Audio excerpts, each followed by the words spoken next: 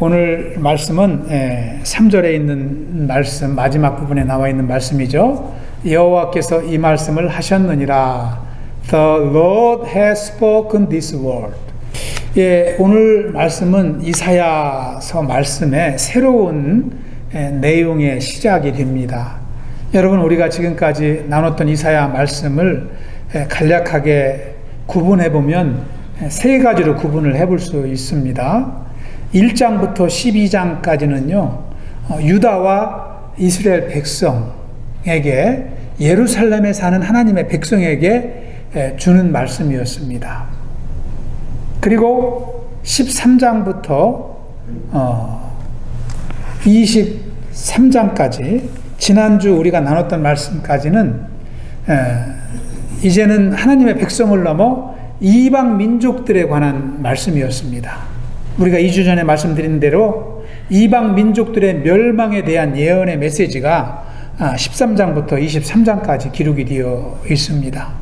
그래서 우리가 바벨론에 이어서 지난주에는 애굽과 구스의 멸망에 대한 말씀을 나눴지 않습니까? 그렇게 이방 민족에 대한 멸망을 예언한 내용이 23장까지 기록이 되어 있습니다. 그런데요, 오늘부터 시작하는 24장부터 27장까지는요, 일부 한 나라가 아닙니다. 온 세상에게 주는 메시지입니다. 온 세계의 심판을 기록한 내용이 이제 오늘 말씀부터 27장까지 기록이 되어 있습니다. 그래서 이사야서 24장부터 27장까지를 종말에 관한 메시지, 또 구약의 묵시록이라고도 부르고 있습니다. 여러분, 마지막에는 어떠한 일이 일어날까요? What happened at the end of the world? 우리 1절에 보면은 그 내용을 잘 기록을 하고 있습니다. 우리 1절 다시 한번 읽어보겠습니다. Verse 1 시작. 보라, 여호와께서 땅을 공허하게 하시며 황폐하게 하시며 주면을 뒤엎으시고 그 주민을 흩으시리니. 멸망에 대한 메시지입니다. 1절에 보시면 땅이 공허하게 된다. 여호와께서 공허하게 만드신다는 거예요. 공허하다는 것은요, 영어로 empty, 아무것도 없이 텅 비게 만든다는 것입니다. 또 황폐해진다고 말씀하고 있습니다. 황폐해진다는 것은요, 못 쓰게 된다는 거예요. 땅이 있지만 쓸모없는 땅이 되어버린다는 것입니다. 그리고 뿐만 아니라 이 땅의 지면이 뒤엎어진다고 그랬어요. 하나님이 그 땅 지면을 뒤엎어버리시고 땅에 사는 백성들을 다 흩어버리신다, 이렇게 말씀합니다. 철저한 심판을 기록하고 있는 것이죠. 다시 말씀드리지만 여기서 말하는 땅은요, 어느 한 나라 일부 지역을 말하는 것이 아닙니다. 이 온 세상을 말합니다.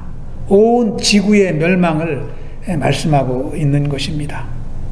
즉, 종말에 하나님께서 세상을 심판하시면 온 지구가 공허하게 되고 황무하게 되고 사람들은 온데간데 없이 다 흩어지고 자취를 감춰버리고 멸망당한다는 것입니다. 여러분, 창세기 1장 1절에 뭐라고 기록되어 있습니까? 창세기 1장 1절을 보시면 태초에 하나님이 천지를 창조하시니라. 여기서 천지는 heavens and the earth, 하늘과 땅을 말하는 것이죠. 하나님이 이렇게 땅을 창조하셨는데 그 창조하신 것을 어떻게 돼요? 이제는 destroy, 부셔버린다는 거예요. 흔적조차 없게 만들어 버리신다는 것입니다. 창세기 1장 2절을 보시면 하나님이 천지를 창조하시기 전의 모습을 기록합니다. 함께 읽어볼까요? 시작. 땅이 혼돈하고 공허하며 흑암이 깊음 위에 있고. 여기 단어를 보시면요, 공허하고 혼돈이 있다. 다시 말씀드리면 오늘 우리가 함께 읽은 1절 말씀과 똑같은 단어가 반복되고 있어요. 그러니까 하나님의 땅을 창조하시기 전에, 천지를 창조하시기 전에 이 온 세상이 공허했는데, 깜깜한 어둠 속에 있었는데 하나님이 이제는 다시 그러한 상태로 이 땅을 만들어 버리신다는 거예요. 이것이 심판입니다. 여기서 공허하다는 단어 창세기 1장 2절은 waste, 몹쓸 땅으로 만들어버린다는 거예요. 그리고 황폐하게 된다는 것은요, 오늘 1절에 나와 있는 이 황폐하다는 것은 이제 거칠어진다는 뜻이거든요. devastate, 영어로 devastate이라고 되어 있는데 땅이 옥토가 아니라 이제는 거칠어져 가지고요 쓸모없는 땅으로 바뀌어 버린다는 뜻입니다. 오늘 말씀 3절에 보면은 이사야 선지자는 이 심판에 대한 메시지를 다시 반복하고 있습니다. 한번 합독합니다. 시작. 땅이 온전히 공허하게 되고 온전히 황무하게 되리라. 여호와께서 이 말씀을 하셨느니라. 여기 보면은 또 공허하게 되고 황무하게 된다는 것을 반복해서 말씀하고 있잖아요. 그리고 공허와 황무 앞에 뭐라고, 무슨 단어가 붙어 있어요? 온전히. 온전이라는 것은요, 철저하게, 완전하게 심판하신다는 것을 말씀합니다. 이것이 마지막 심판입니다. 예외가 없다는 것이죠. 여기서 3절에서 쓴 황무라는 단어는요, 1절에서 쓴 황폐와는 좀 다른 단어예요. 여기 3절에서 황무라는 단어는 영어로 plundered라고 써 있거든요. plundered. 이것은 뭐냐면 전쟁을 통해서 공격을 받고 완전히 무너진 땅을 말하는 것입니다. 그러니까 하나님이 전쟁을 통해서도 이 땅을 심판하신다는 거예요. 나라와 나라가 전쟁이 일어나서 서로를 공격해서 서로를 이제 죽이는 그러한 때가 마지막 때 온다는 것을 말씀하고 있습니다. 여러분 건너뛰어서 10절도 볼까요? 10절을 보시면 10절에도 약탈을 당한 성읍이 허물어진다. 그러니까 온 도시가 공격을 받고 무너지고 다 빼앗긴다는 것입니다. 사람이 살만한 땅이 되지 못하는 것입니다. 다시 3절로 돌아가서 3절 마지막에 보시면 여호와께서 이 말씀을 하셨느니라 라고 이사야 선지자는 이것이 하나님이 자기에게 주신 분명한 말씀인 것을 기록을 하고 있습니다. 왜 이 말씀을 기록했을까요? 이 땅이 멸망당하는 것은요, 그냥 우연히 일어나는 일이 아니라 하나님께서 직접 계획하시고 하나님께서 주관하신다는 거예요. 멸망을 주관하신다는 거예요. 심판의 주권을 하나님께서 갖고 이 세상을 심판하신다는 것을 강조하기 위함입니다. 그러니까 세상의 종말은 우연히 오는 것이 아닙니다. 하나님의 계획 가운데 필연적으로 오는 것입니다. 하나님이 지으신 인간은 축복 속에 에덴에서 살아가는 하나님의 자녀였습니다. 그러나 하나님과의 질서를 어기고 불순종함으로 그 축복을 스스로 떠나가게 된 것입니다. 불순종의 죄악으로 말미암아 쫓겨난 인생은 이 땅에서 평생 동안 수고해야 땀을 흘려야 먹고 살 수 있는 존재로 타락하게 된 것입니다. 그런데요, 그러한 삶마저도 이제는 하나님께서 다 심판하신다는 거예요. 이 땅에서 수고하고 땀 흘릴 수 없도록 만들어 버리신다는 거예요. 그것이 마지막 심판입니다. 그것을 이사야 선지자는 오늘 말씀에서 선포하는 것이죠. 여러분, 폐허가 된 도시에서 살고 싶은 사람이 있을까요? 폐허가 된 도시, 멸망할 도시에 가서 이렇게 곧 조금 있으면 소돔과 고모라 같이 멸망당할 도시가 있다. 그러면 그곳에 가서 살고 싶은 사람이 있을까요? 아무도 없을 것입니다. 여러분, 미국에도요 그런 도시가 있어요. 미국에 5대 유령 도시가 있습니다. 5대 유령 도시는요, 캘리포니아에 있는 보디라는 도시입니다. 두 번째는 몬태나주의 반나크, 또 알라바마주의 카바, 또 엘래스카주의 캐니코트, 뉴저지주의 베츠터 빌리지라는 도시가 유령 도시예요. 사람이 살지 않아요. 사람이 살았던 도시예요. 이 도시는요, 잘 아시겠지만 보디나 이 반나크 같은 경우는요, 금광으로 유명했던 도시예요. 19세기 초만 해도요, 부자들이 살았고요, 빌딩들이 많았어요. 그런데 이 금맥을 찾던 골드러시가 끝나고 나서 사람들이 다 떠나게 된 것입니다. 그래서 건물은 있으나 건물에 사람이 살지 않습니다. 짐승이 살아요. 이와 같은 큰 건물들이 다 무용지물이 되어버린 것입니다. 그리고 어떤 도시는요, 목화재배로 아주 부촌이었어요. 목화재배로 호황을 누렸었는데 이제는 그 비즈니스가 끝나고 사람들이 다 하나둘씩 떠나버린 거예요. 그래 폐허가 된 거예요. 그런 도시입니다. 또 어떤 도시는 제철소가 있었습니다. 탄광이 있었습니다. 그 비즈니스가 끝나자 사람들이 다 도시를 떠나게 되고, 또 그 도시가 참 이제 또 침수지역으로 바뀌고, 그래서 유령도시가 된 것입니다. 이 정도가 아니라도 도시의 물가가 비싸고, 뭐 집값이 막 몇 배 더 비싸고, 또 길거리에는 마약 중독자가 즐비하고 범죄가 많다. 그러면은 그런 도시로 가서 살 사람이 있을까요? 없을 것입니다. 다행히도 우리가 사는 텍사스는 도시가 계속 성장하는 도시가 많지 않습니까? 우리 코브 지역도 보면은 도로가 새롭게 되고, 제가 가는 그 노스 에리어에도 막 고가도로가 생기고요. 저는 막 코브에 고가도로가 생길 줄은 몰랐어요. 번창하는 도시니까 사람들이 오는 도시입니다. 그런데 오늘 말씀은요, 이 정도 도시가 아니라는 거예요. 이 정도 도시가 아니라 완전히 멸망당한다는 것입니다.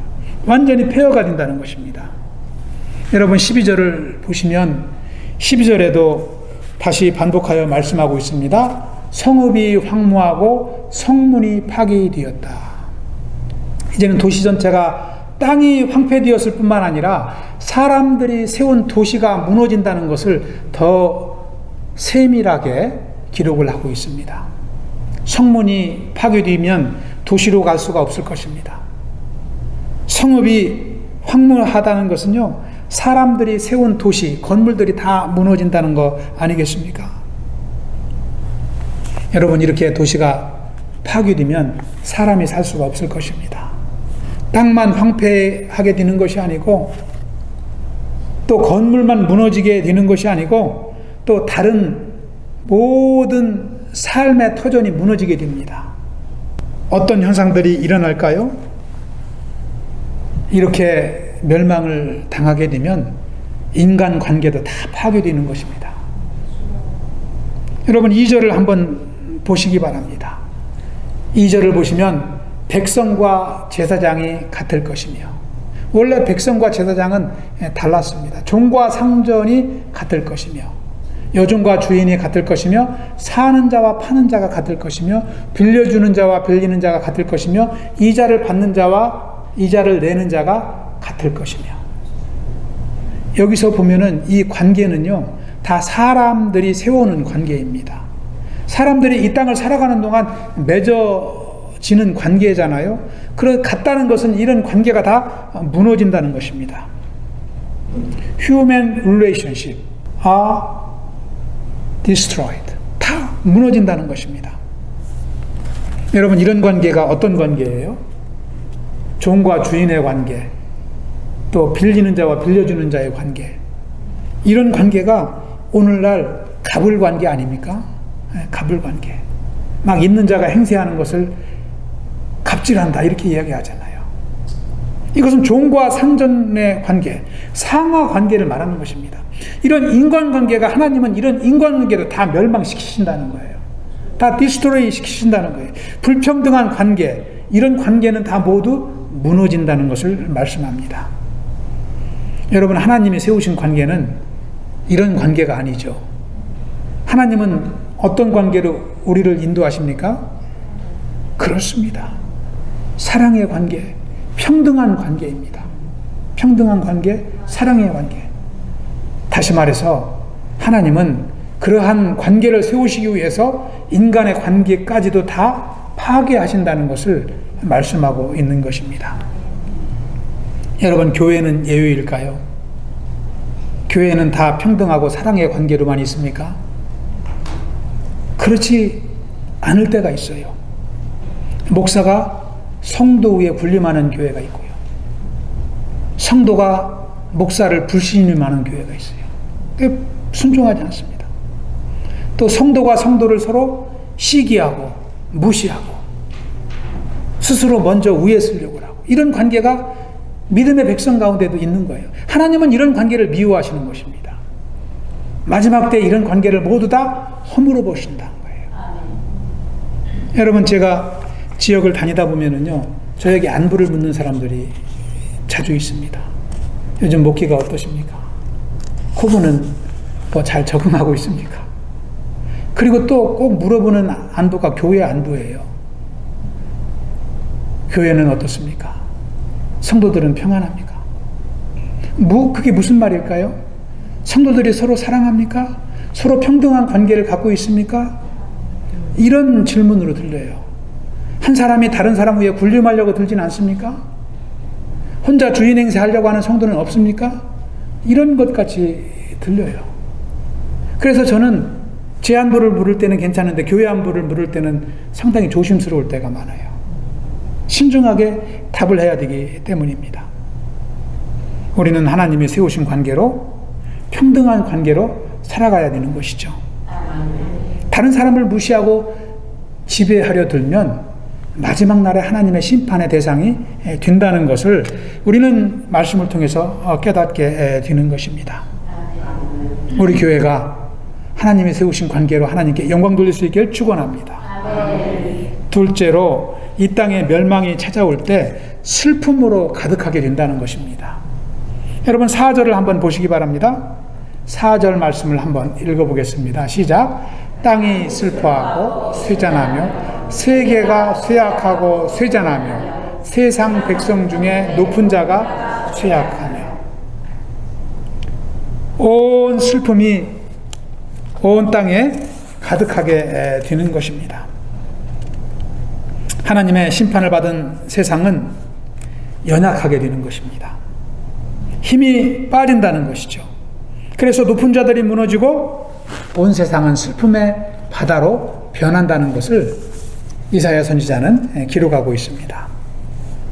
또 세 번째는 어떠한 저주가 함께 할까요? 6절 앞부분에 보시면 땅에 저주로 가득하다.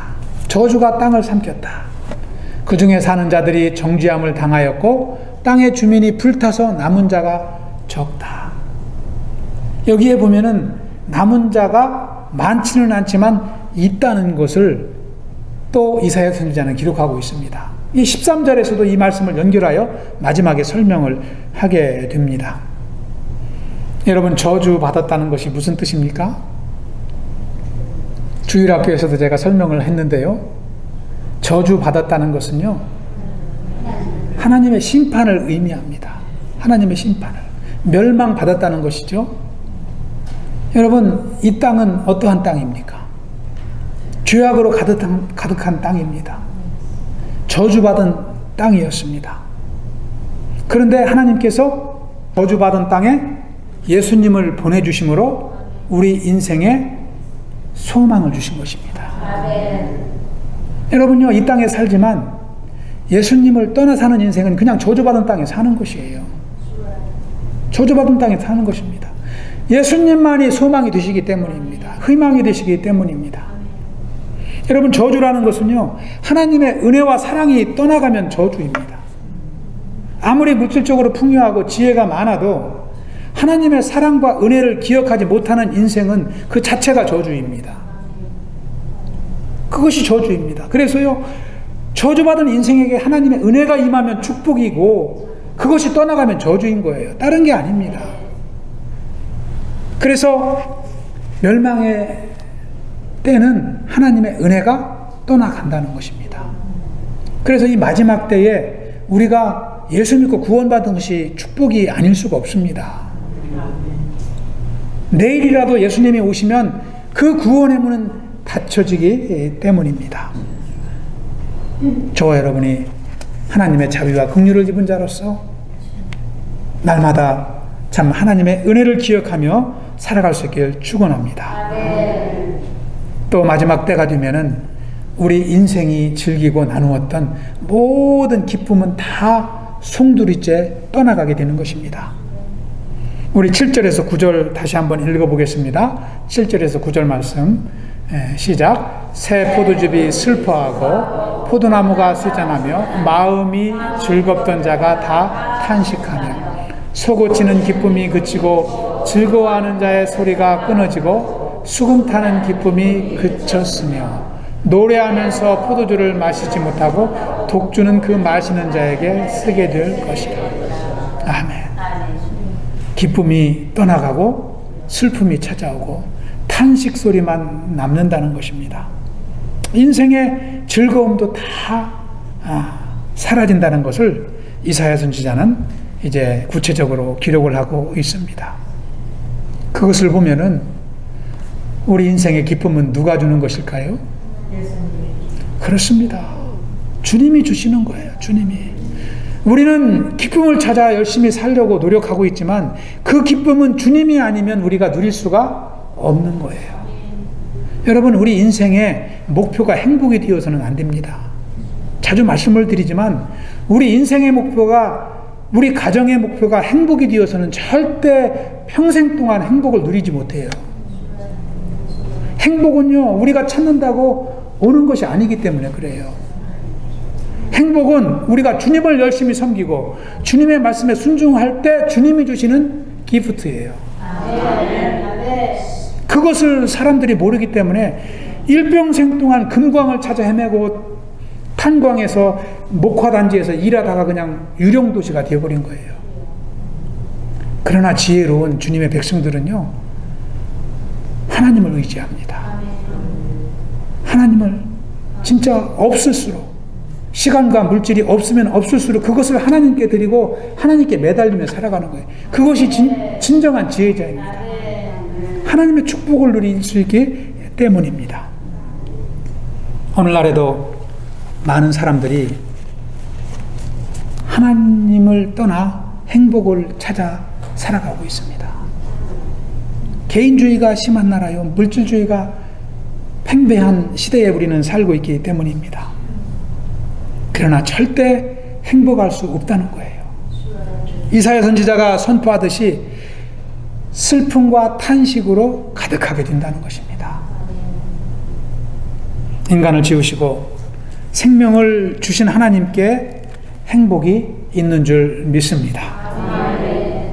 나의 기쁨, 나의 소망 되시며 나의 생명이 되신 주, 밤낮 불러서 찬송을 드려도 늘 아쉬운 마음 뿐일세.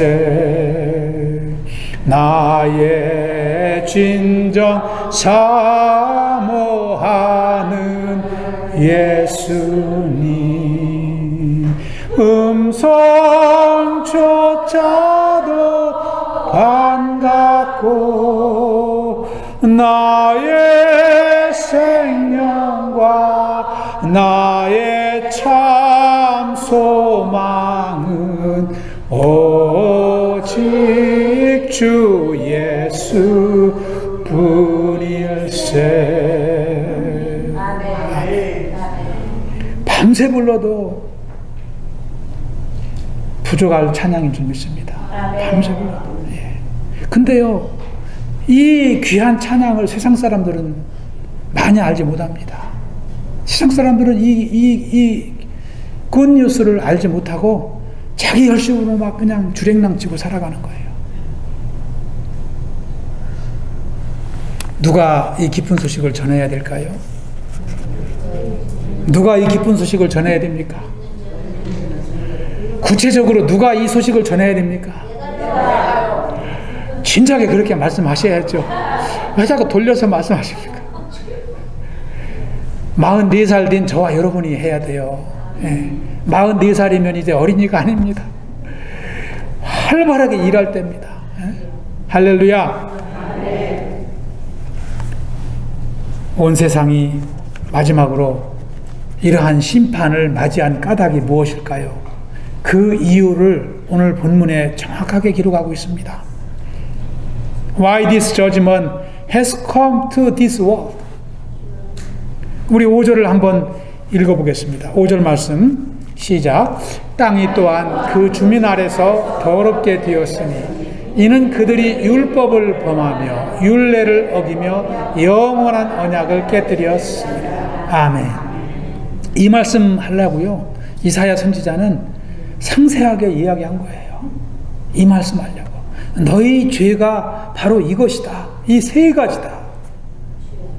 율법을 범한 죄, 율례를 어긴 죄, 언약을 깨뜨린 죄. 하나님이 내 백성을 사랑하시겠다라고 영원한 언약을 주셨는데, 그 사랑의 언약을 주셨는데 그것을 발로 걷어찼다는 거예요. 하나님의 자녀들이 그것을 걷어찼다는 거예요. 그것을 걷어찼다는 증거가 하나님의 율법, 말씀을 어겼다는 거예요. 그리고 율례, 말씀에 순종하지 않았다는 거예요. 이 죄예요. 이 죄 때문에 하나님은 온 세상을 심판하시겠다라고 선포하신 것입니다. 여러분, 신명기 7장 말씀에 뭐라고 기록되어 있습니까? 우리 9절에서 10절 말씀 한번 읽어보겠습니다. 시작. 여호와는 하나님이시요 신실하신 하나님이시라. 그를 사랑하고 그의 계명을 지키는 자에게 천대까지 그의 언약을 이행하시며 인애를 베푸시되 그를 미워하는 자에게는 당장에 부응하여 멸하시니라. 아멘. 그를 미워하는 자에게는 어떻게 한다고요? 당장 심판하신다는 거예요. 하나님이 말씀을 따라 살고 말씀에 순종한 얼마나 기뻐하시고 기대하시는지 우리는 이것을 알 수가 있는 것입니다. 온 세상이 멸망당한 것은 하나님의 말씀을 범하고 어겼기 때문인 것입니다.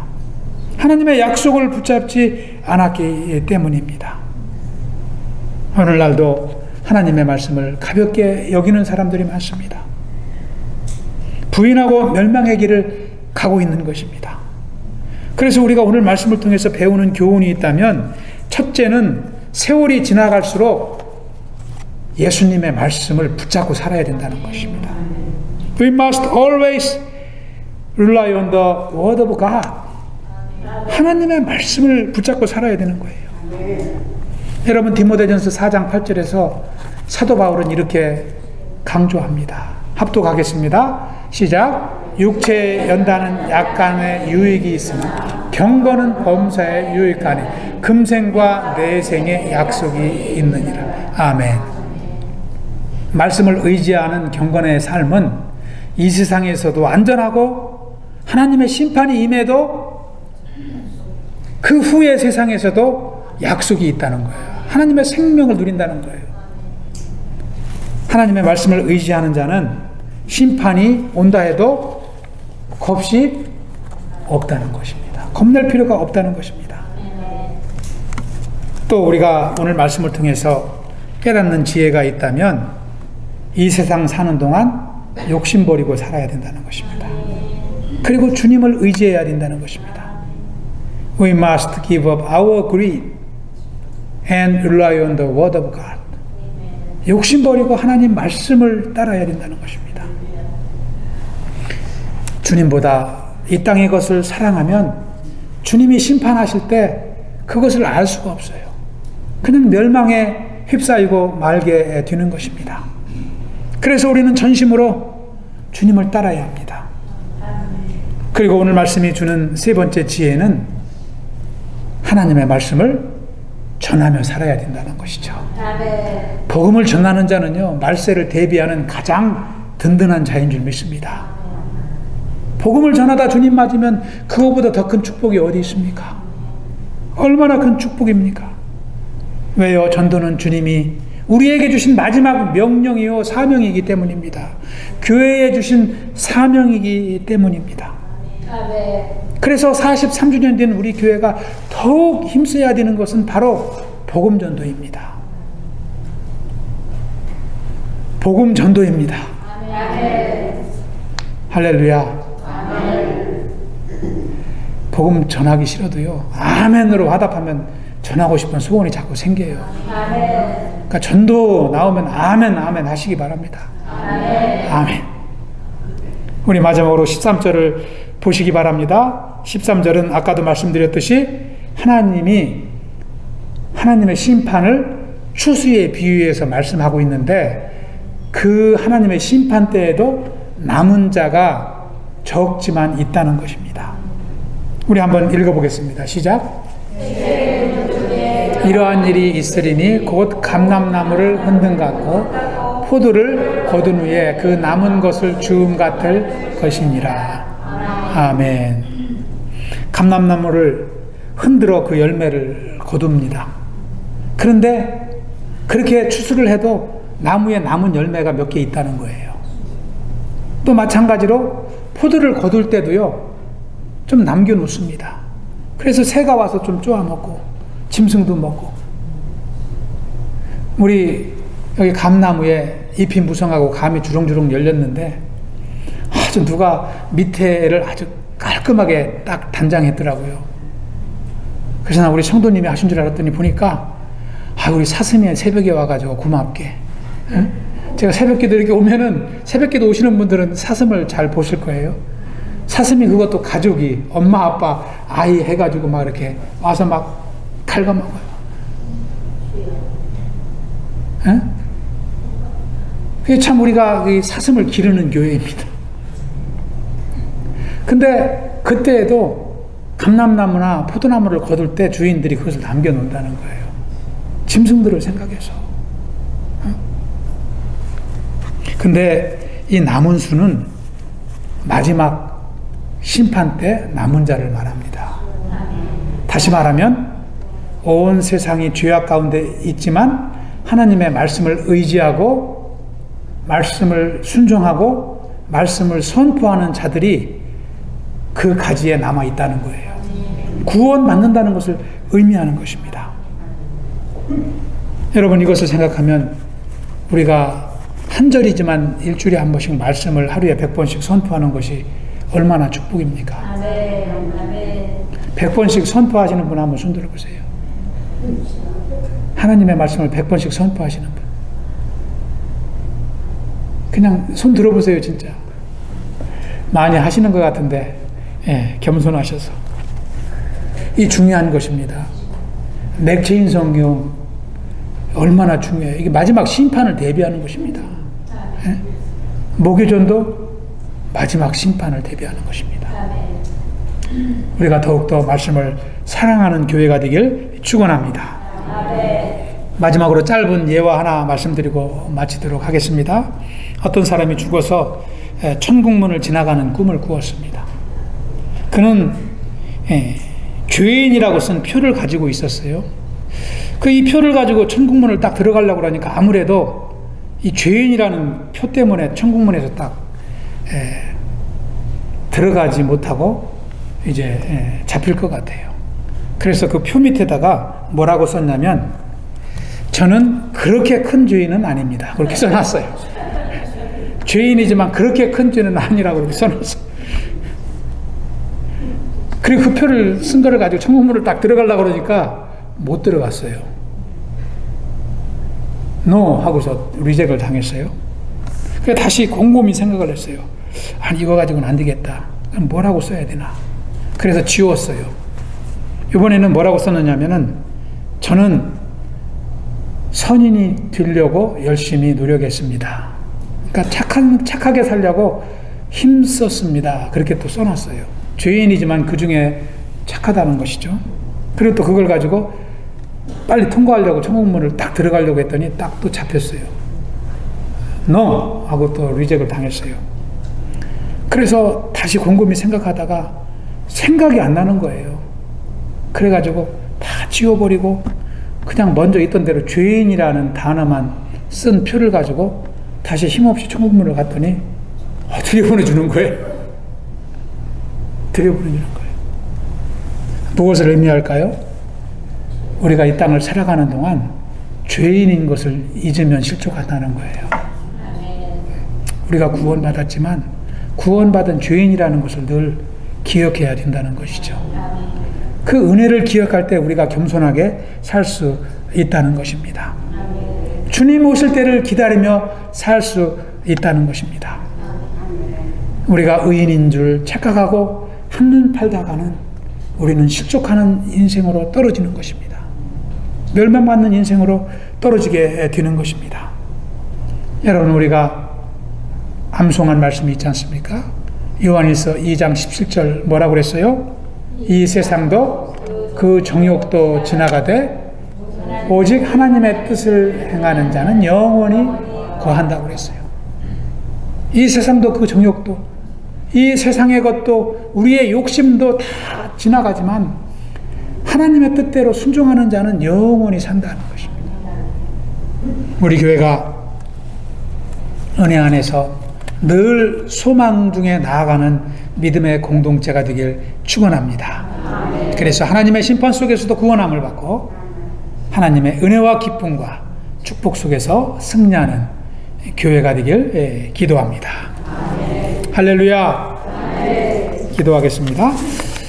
아버지 하나님 감사합니다. 주님께서 오늘도 이사야서 말씀을 통하여 하나님의 심판의 메시지를 참 이제 깨닫게 하시고 또 심판 중에서도 구원받는 비밀을 알게 하시니 감사를 드립니다. 아버지께서 특별히 참 우리를 구원하여 주시고 믿음의 공동체로 인도하시며 하나님 나라에 참 이제 일꾼으로 세워주신 것 인하여 감사를 드립니다. 이 땅을 사는 동안 우리가 말씀을 의지하며 또 말씀과 동행하며 말씀을 선포하는 승리의 삶을 살아갈 수 있도록 축복하여 주시옵소서. 더욱더 힘써 이 일을 감당할 때 영혼의 생명을 구원하는 귀한 생명을 맺는 교회로 쓰임받게 하여 주시기만을 간절히 기도합니다. 특별히 43주년 창립 예배를 앞두고 우리가 더욱서 기도하는 교회가 되게 하시고 또 이제 복음을 전하는 교회로 쓰임받게 하여 주시옵소서. 감사하오며 예수님 이름으로 기도하옵나이다. 아멘.